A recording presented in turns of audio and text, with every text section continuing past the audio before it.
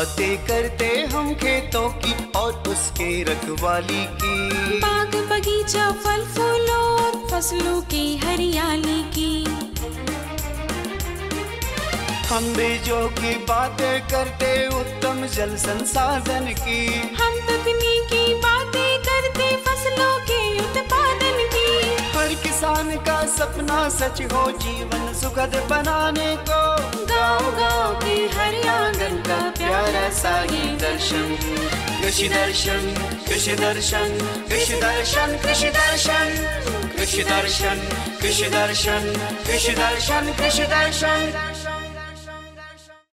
कदम छोटे हो या बड़े, रुकना नहीं चाहिए, क्योंकि मंजिल पाने के लिए चलते रहना ज़रूरी है। कृषि दर्शन कार्यक्रम में आप सभी किसान भाई बहनों का तहे दिल से स्वागत है। रूपा भोजी का जोहार, नमस्कार। तो चलिए आपको लिए चलते हैं कृषि समाचार की ओर, जहां मिलेगी आपको कृषि से संबंधित कई जानकारियां। नमस्कार, कृषि समाचार में आपका स्वागत है। मैं हूं दिव्यांशु। आइए देखते हैं आज कृषि समाचार में क्या है खास।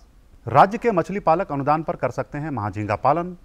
राज्य बागवानी मिशन योजना के तहत ले सकते हैं बागवानी खेती का लाभ।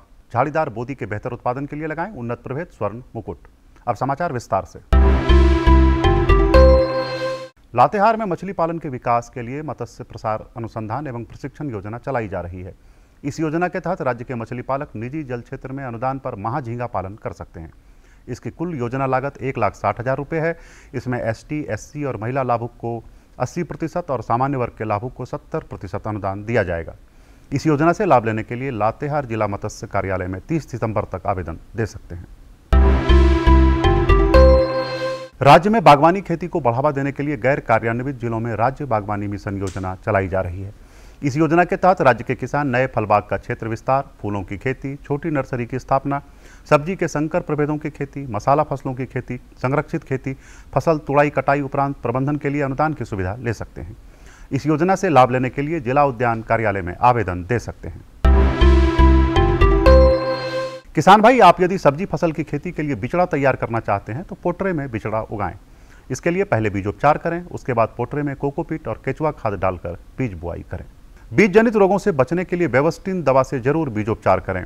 मिट्टी जनित रोग ना हो, इसलिए पोटरे में मिट्टी का उपयोग न करके कोकोपीट और केचुआ खाद का उपयोग किया जा सकता है।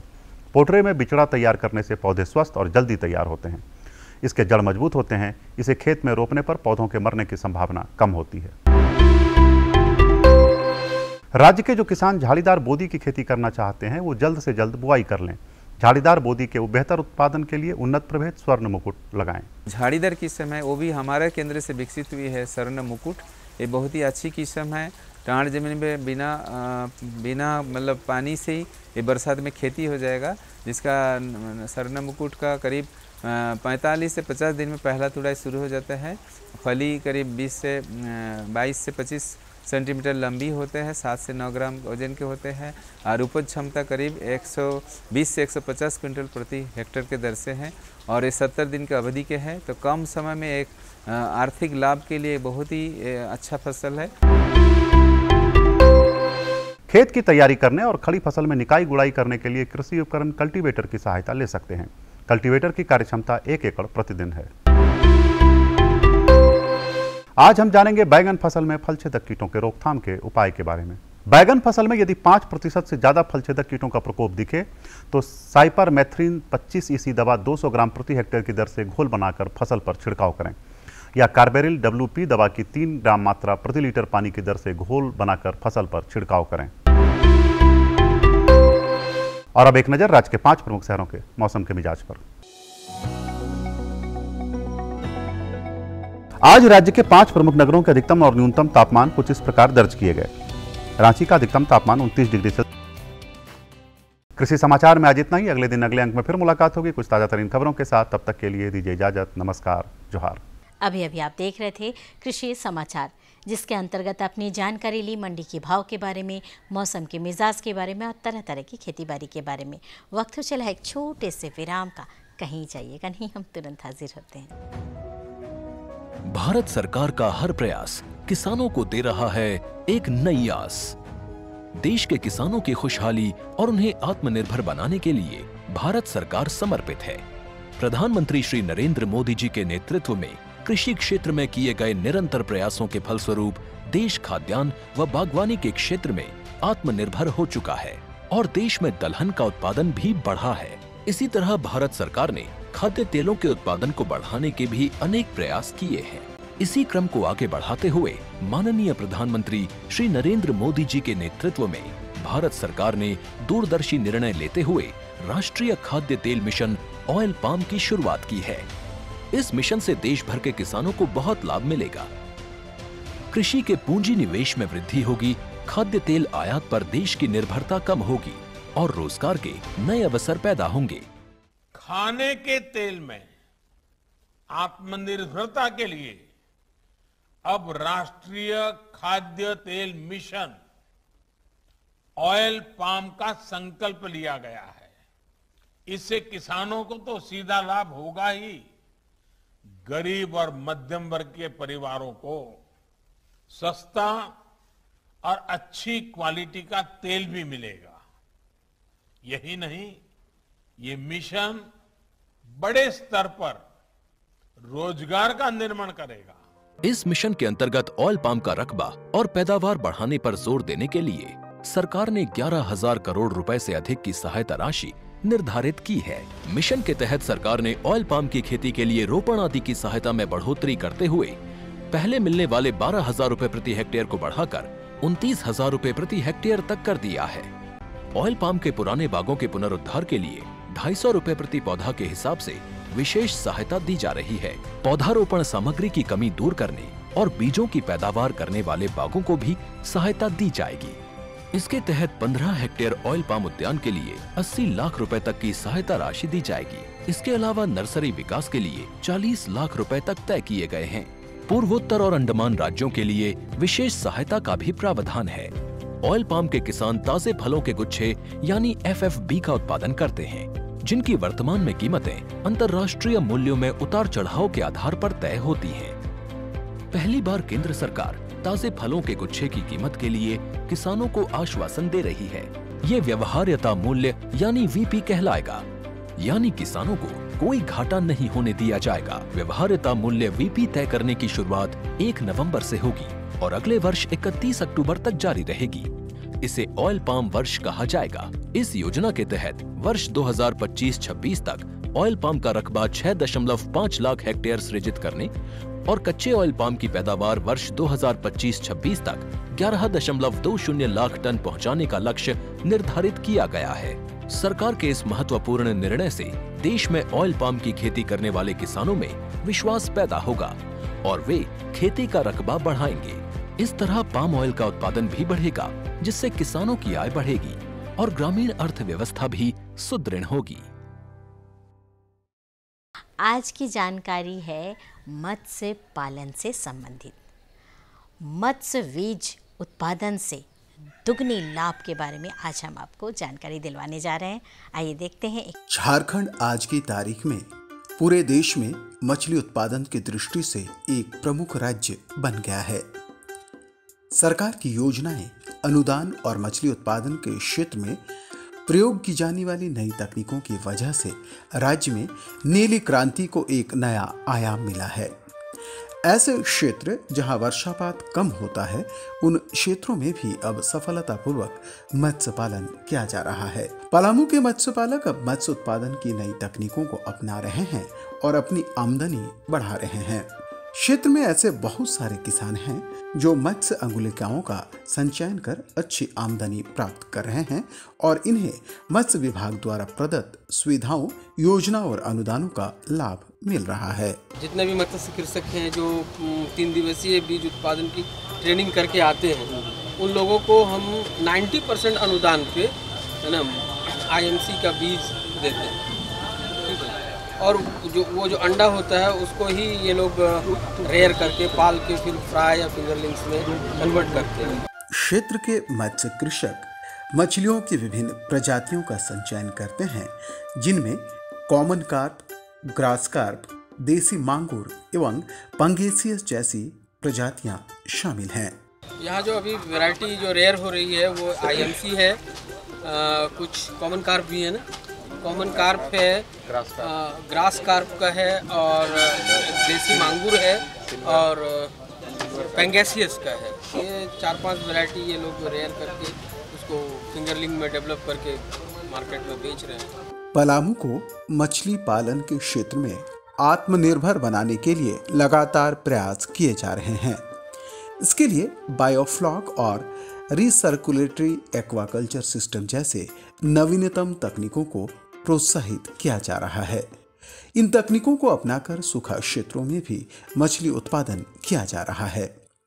प्रधानमंत्री मत्स्य संपदा जैसी योजनाओं से जुड़कर किसान वांछित मछली उत्पादन कर रहे हैं। प्रधानमंत्री मत्स्य संपदा योजना है, उसमें भी बहुत सारी सब योजनाएं हैं, जैसे रेयरिंग तालाब है, ग्रो आउट तालाब है, बायोफ्लॉक है, जो नए नए टेक्नोलॉजियाँ हैं, वो सब चीज़ों के लिए भी विभाग। और पलामू जैसे सूखाग्रस्त क्षेत्र में ये नए टेक्नोलॉजी से मत्स्य पालन की बहुत अपार संभावना है, क्योंकि उस नए टेक्नोलॉजी में पानी की कम खपत है, फीड की भी कम खपत है। तो इसमें एकदम फिशरीज के फील्ड में ये एक ब्राइट फ्यूचर है नए टेक्नोलॉजी से मत्स्य पालन करने के लिए, जो कि बायोफ्लॉक है, तालाब है, बायोफ्लॉक टैंक है, RS है, ये सभी चीज़ों में पलामू में बहुत संभावना है। मछली उत्पादन स्वरोजगार और आमदनी का अच्छा जरिया है। पदाधिकारी और विशेषज्ञ मानते हैं कि क्षेत्र में मछली उत्पादन से जितना कृषक जुड़ेंगे उतनी ही आमदनी बढ़ेगी और जीवन स्तर में सुधार होगा। मछली उत्पादन रोजगार के लिए पलायन करने वाले लोगों के लिए अच्छा विकल्प है। झारखंड सरकार और मत्स्य विभाग और खास करके पलामू मत्स्य विभाग का जो है, हम लोग मतलब कोशिश कर रहे हैं कि पलायन जो है अधिक से अधिक रुके। इसीलिए बहुत सारी योजनाएं कृषकों को दी जा रही है, ताकि मत्स्य पालन करके आप अपना इनकम को जनरेट कर सकते हैं, अपनी आमदनी बढ़ा सकते हैं। और अगर आमदनी बढ़ती है तो ऑब्वियसली है कि वो पलायन रुकेगी। इस क्षेत्र में हम लोग बहुत वर्क कर रहे हैं, ताकि मैक्सिमम से मैक्सिमम योजना हम उनको दे सकें और इस योजना से लाभान्वित होकर वो अपना पलायन को रोक सकें। किसी भी क्षेत्र में पारंगत होने के लिए प्रशिक्षण की महत्वपूर्ण भूमिका होती है। मत्स्य उत्पादन के तकनीकों से अवगत कराने के लिए क्षेत्र में मत्स्य विभाग द्वारा मत्स्य कृषकों को प्रशिक्षण दिया जा रहा है। इस विभाग से जोड़ने के लिए तो सबसे पहले 2 तरह की ट्रेनिंग होती है हमारी। एक 5 दिवसीय ट्रेनिंग है, जिसमें हम फिश कल्चर यानी मत्स्य पालन के बारे में बताते हैं उनको, और एक है बीज उत्पादन का, जिसमें हम एक से या छोटे स्पून से फ्राई या फिंगरलिंग्स बनाने के लिए बताते हैं। तो ये दोनों ट्रेनिंग होने के बाद वो हमारे विभाग से जुड़ जाते हैं। और ख़ास करके इस ट्रेनिंग के लिए हम लोग पेपर में ऐड वगैरह देते हैं, जो हमारी वहाँ निदेशालय से स्तर से जो भी टारगेट आती है, उन टारगेट को हम अचीव करते हैं। टारगेट को अचीव ही नहीं करते हैं, बल्कि जो टारगेट रहता है उनसे अधिक लोग ट्रेनिंग में जाते हैं, और वो लोग इस तरह से हमारे विभाग से जुड़ते हैं। और समय समय पे कुछ ऐड भी हमारा निकलता रहता है। सरकार की योजनाओं और प्रशिक्षण का प्रतिफल है कि पलामू क्षेत्र मत्स्य उत्पादन में लगातार आत्मनिर्भरता की ओर बढ़ रहा है। यहाँ के बाजारों में 70 से 80% मछलियाँ स्थानीय हैं। पदाधिकारी आशान्वित हैं कि जल्द ही पलामू क्षेत्र मत्स्य उत्पादन की दृष्टि से आत्मनिर्भर हो जाएगा। अभी तो हम नहीं कहेंगे कि कम्प्लीटली आत्मनिर्भर हो गया है, फिर भी 70 to 80% जो मछली उत्पादन है ये हमारा लोकल है।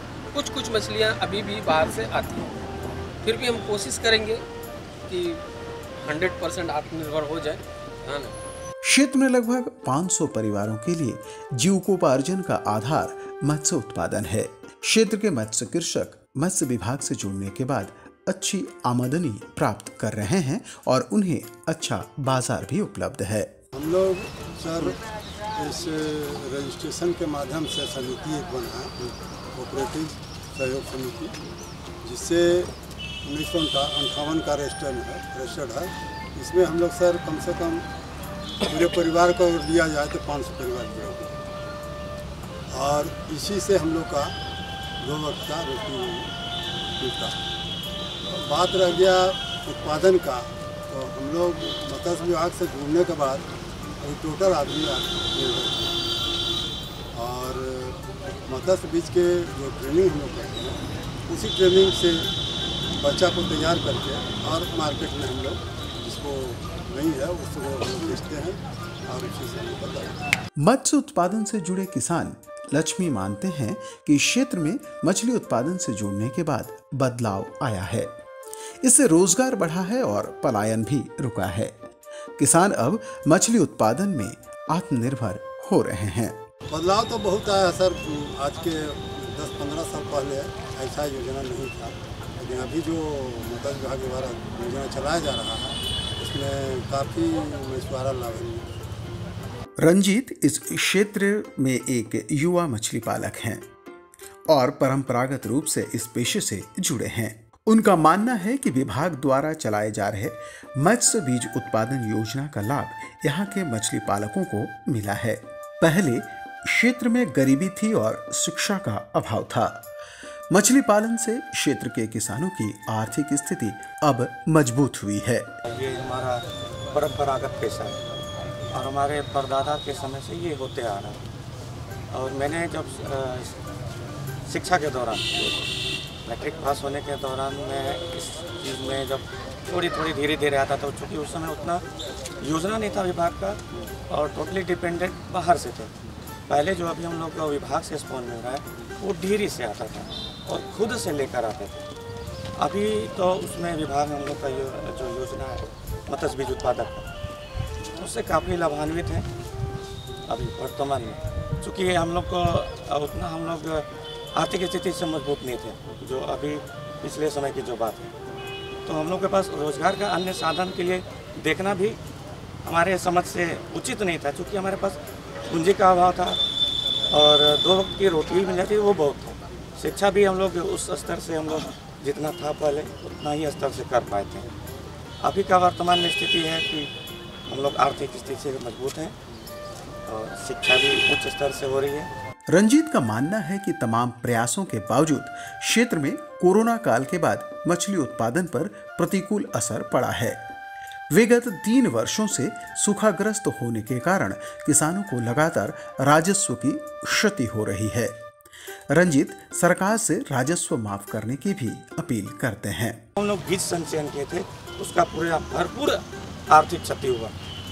2022 में सुखाड़ पलामू में उसका ये नुकसान हुआ कि हमारा जितना विभाग से जो हम लोग जल कर लेते हैं, करीब हमारे इस प्रखंड में 22 जलकर हैं। हम लोगों ने 13 जलकर लिया था और 13 में मात्र सिर्फ 2 में पानी था, बाकी का सीधा सूखा था और उसका राजस्व का हानि पूरा बिल्कुल हुआ। 2023 जो अभी पलामू को सुखाड़ नहीं अकाल कह सकते हैं, अगर आप पलामू में आए हैं तो उसका भ्रमण करके आप उसका खुद जांच कर सकते हैं। अभी भी हमारे जो विभाग के जलकर है, अभी भी 13 जलकर में से सिर्फ 2 ही जलकर में पानी है, बाकी सूखा है। राजस्व अभी सरकार हमारे जिला मत्स्य पदाधिकारी द्वारा ये रिमाइंडर दिया जा रहा है कि राजस्व भरिए, लेकिन हमारा यह झारखंड सरकार से मांग है कि हम लोग मछुआरों को राजस्व को माफ करते हुए आर्थिक जो नुकसान हो रहा है उसकी भरपाई करने का प्रयास किया जाए। चूँकि अभी सरकार द्वारा ये कोशिश किया जा रहा है कि अकाल घोषित हो और बाकी का कार्य किया जाए। पलामू के Shiv Kumar Pandey recirculatory aquaculture system यानी RAS तकनीक से मछली उत्पादन कर रहे हैं। यह मछली उत्पादन की नवीनतम तकनीक है जिसमें मत्स्य किसान कम जगह और कम पानी में अधिक मछली का उत्पादन कर सकते हैं। शिव कुमार का मानना है कि शुरुआती दौर में जानकारी के अभाव में काफी नुकसान हुआ। नई तकनीकों को अपनाने के लिए प्रशिक्षण की महत्वपूर्ण भूमिका होती है। विभागीय मार्गदर्शन के साथ साथ व्यक्तिगत परिश्रम और आर्थिक मानसिक मजबूती से मत्स्य उत्पादन के क्षेत्र में उन्हें सफलता मिली। बाजार तो मेरे दरवाजे पर है सर, बाजार के लिए अब हम रांची नहीं जाएंगे।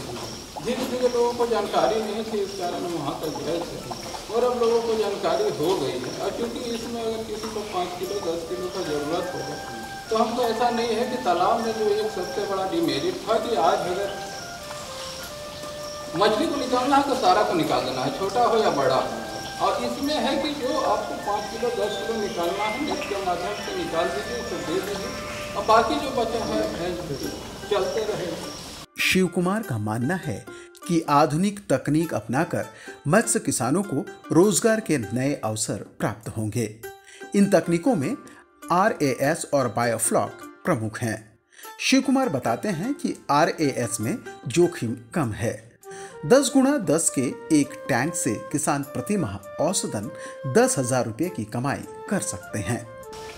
ये मेरा 9 तालाब है। आज हमारी इच्छा हुई कि इसमें हमको अगर कैटफिश नहीं करनी है तो नहीं करनी है, अगर हमको IMC करनी है, IMC की ओर इसलिए कैटफिश का यहाँ पर मार्केट थोड़ा सा डाउन है और IMC का लोग यहाँ पर 5 किलो 10 किलो 20 किलो यहीं से लेकर के निकल जाते हैं और उस चीज़ को इसमें निकालना, सर्वाइव करना। आपका जो सवाल था कि RAS क्या है और बायोफ्लॉक क्या है, RAS में ये है कि इसमें जोखिम कम है। जोखिम इन द सेंस कि जैसे हम लोग जब गए थे सीफा में थे तो वहाँ से इसका जो लेआउट था वीडियो कॉल के माध्यम से प्रिंसिपल साइंटिस्ट सीफा ने करा है। कभी कभी गुस्सा भी आता था, उनसे बातचीत भी होती थी। हम कहे कि आप तो बर्बाद कर गए, बोले कि आप नहीं, इतना ध्यान में रखो कि अगर तुम बर्बाद हो गए तो हम बर्बाद हो गए। तो उन्होंने बहुत चीज़ों को डिडक्ट किया जो यहाँ वो कहें कि नकल करनी है मगर अक्ल के साथ नकल करनी है। अब इसमें हम एनर्जी बहुत कम देते हैं, इसका वेस्ट भी होता है, उसका भी उपयोग करते हैं अपने हित में। और कल के डेट में है कि इसको 0 इलेक्ट्रिसिटी के लाइन नहीं भी रहे तो ऐसा नहीं है कि कहीं भी कोई तालाब में या टंकी में आपको दिक्कत हो, उसका भी एक व्यवस्था सोच लिए बोले कि वो भी करके अब इधर 3 महीने में उसको भी कार्य रूप दे देंगे। RAS जो है आप इतना जानिएगा कि अगर एक टैंक ईमानदारी से 25 बाई 25 का करेगा तो 10,000 रुपया प्रति माह, लाख रुपया उसका कहीं नहीं जाएगा। हालांकि शुरुआती दौर में इन नवीनतम तकनीकों को अपनाने के लिए मोटी पूंजी की आवश्यकता होती है, लेकिन सरकार की ओर से इस कार्य के लिए अनुदान की व्यवस्था है। ये जो है इसमें अभी सभी टैंक में IMC हमने डलवाया क्योंकि एक ट्रेडिशन था, कह लीजिए कि भाई नहीं RAS में सिर्फ कैटफिश या मांगुर और तिलापिया वगैरह ही हो सकता है। तो ये तिलापिया का ग्रोथ रेट भी थोड़ा कम था यहाँ और मार्केट में वैल्यू थोड़ी कम है, डिमांड नहीं है बस लोगों के बीच में, और IMC की डिमांड ज़्यादा है। तो को बोला कि भाई प्रयोग करते हैं हम लोग मिलके, तो चलिए IMC भी डाल के देखते हैं। अच्छा ग्रोथ है IMC का। और ये जो है मैं आपको थोड़ा योजना के बारे में बता दूँ, ये प्रधानमंत्री मत्स्य संपदा योजना जब से स्टार्ट हुई थी आत्मनिर्भर भारत के दौरान, तो उसके तहत ये योजना दी गई है। वर्तमान समय में पलामू क्षेत्र के कई किसान RAS तकनीक से मछली उत्पादन कर रहे हैं। पदाधिकारी मानते हैं कि मत्स्य उत्पादन को प्रोत्साहित करने के लिए प्रधानमंत्री मत्स्य संपदा योजना काफी कारगर है। युवा और इच्छुक किसान इससे जुड़कर अच्छी कमाई कर सकते हैं। ब्लॉक में और एक प्रगतिशील शिक्षक हैं जयनाथ दुबे जी भी, वहीं भी चले, तो वो भी जुड़े हुए हैं। और छोटे जो छोटे RAS भी इस ब्लॉक में है, तो करीब यहाँ हमारे 11 या 12 RAS हैं छोटे जो कि हमारा रन कर रहा है। और जो लोग जुड़ चुके हैं तो उनके लिए तो खैर अच्छा है, और जो भी जुड़ना चाहते हैं तो बेशक वो जुड़े। हमारे पास योजनाओं की कमी नहीं है, हम योजना देने के लिए हमेशा तैयार हैं। लेकिन योजना जैसे सभी योजना धरातल पे चल रही है। निसंदेह मत्स्य विभाग के प्रयास से पलामू क्षेत्र के किसान न केवल मत्स्य उत्पादन से जुड़ रहे हैं बल्कि योजनाओं का लाभ भी उठा रहे हैं और नई तकनीकों को भी अपना रहे हैं। प्रकृति की कुछ बाधाओं के बावजूद यहाँ के किसानों में इससे जुड़ने का जज्बा बरकरार है और मत्स्य विभाग का मार्गदर्शन, प्रशिक्षण, प्रयास और अनुदान इस हौसले को नई उड़ान दे रहा है। तो आपने देखा कि हमारे साथ साइंटिस्ट के रूप में जो मत्स्य जिला पदाधिकारी थे वो भी हैं, सफल किसान जो हैं वो भी हैं, और इन्होंने जो बात कही थी शुरुआती दौर में कि अब तकनीक के हिसाब से खेती की जा सकती है, तालाबों और नदियों का जो क्षेत्र था मछली पालन के लिए अब एक छोटे से संसाधन में सीमित हो गया है, और जिनके पास कम ज़मीन है वो भी इस तरह की तकनीक अपना करके आत्मनिर्भर बन सकते हैं। और ख़ास करके मत्स्य के क्षेत्र में जो हमारे जो जिला मत्स्य पदाधिकारी हैं उनका जो योगदान है वो देखने काबिल है। जहाँ छोटे मछुआरे जिससे आत्मनिर्भर हो रहे हैं वहाँ एकल किसान भी अगर चाहे तो योजना का लाभ लेकर आत्मनिर्भर हो सकता है। आज के लिए इतना ही, अगले अंक में होगी पूरी मुलाकात, तब तक के लिए दूरदर्शन की पूरी टीम को दीजिए इजाज़त। तो कैसी रही जानकारी? अच्छी थी ना?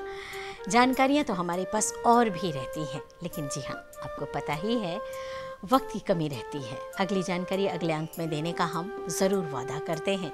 अब बारी है आपके कागज़ और कलम उठाने की, ताकि आप अपने सुझाव और समस्या हम तक लेकर भेज सकें।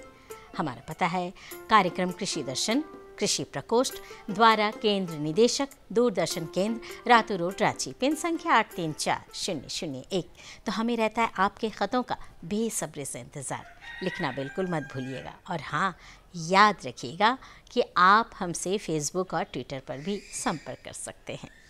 अब हमें और हमारी पूरी टीम को दीजिए इजाज़त। जोहार।